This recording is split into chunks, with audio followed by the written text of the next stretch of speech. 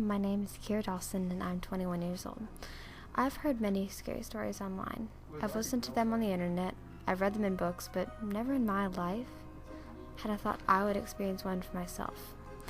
I have to admit, it was terrifying, and I hope nobody else ever has to experience the type of fear that I did, but if you do, I'll just say now that I feel your pain. This happened 4 years ago. I was still in high school. My best friend Paige and I had decided to go on a camping trip with her two cousins, Ryland and Emma. I was 17 at the time. Paige and Ryland were also 17, but Emma was 14. She was a lot younger than us, and we personally didn't want her tagging along, but Ryland's mom told us she was coming with us, whether we liked it or not. So there were 4 of us. My parents had an RV, so we used that for camping.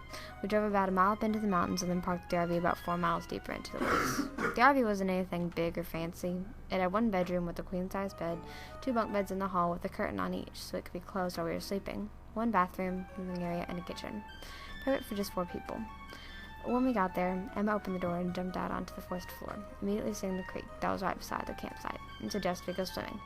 After all of us put our swimsuits, we played volleyball in the water for a while, and then just kind of swam around.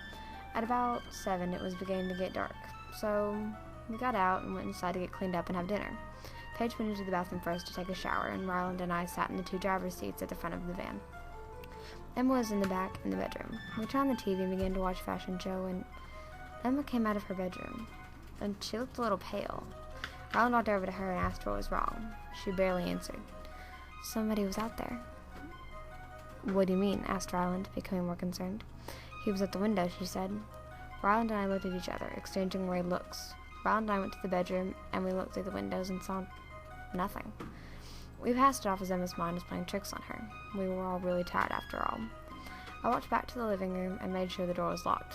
I wouldn't take any chances. I continued to watch the TV while Ryland took her turn in the shower, leaving Emma and I in the living room while Paige dried her hair.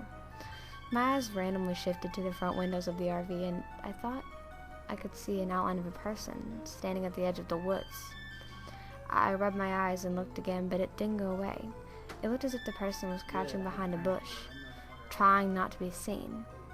It was almost 8 at night and going on very dark outside. I mean, I could barely see the person. Well, now, I didn't say anything to Emma. I knew she'd get scared, but I was a little scared myself. But then a thought came to mind that he may be a lost person just looking for help. But why would he be just sitting there and watching the RV? I just ignored it and was able to tell myself, they're out there and we're in here. But I didn't feel comfortable still. I told Paige when she came into the room, and Paige, being the girly girl that she was, freaked out and wanted to leave immediately. I told her that I wanted to as well, and we didn't waste another minute. We told Ryland and Emma nearly died. She was terrified. I went and got the keys, and I was about to start the RV when I heard a sound to my right. It was the door. My heart sank into my stomach. Someone was pulling at the door to the RV. There was also a locking screen door behind the main door, and it rattled while the other door shook and rocked the whole RV. Paige dove and turned off the lights, which now seemed like a terrible idea, given the way that we were in here hiding somewhere, but the lock seemed to hold, and he eventually gave up. My heart was now beginning to beat again as I thought he gave up. I got up off my now position on the floor and flipped the light switch.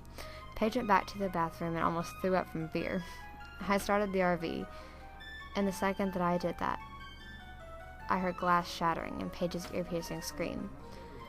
There was a window in the bathroom, and it was shattered. Emma squealed, and I stomped the gas pedal.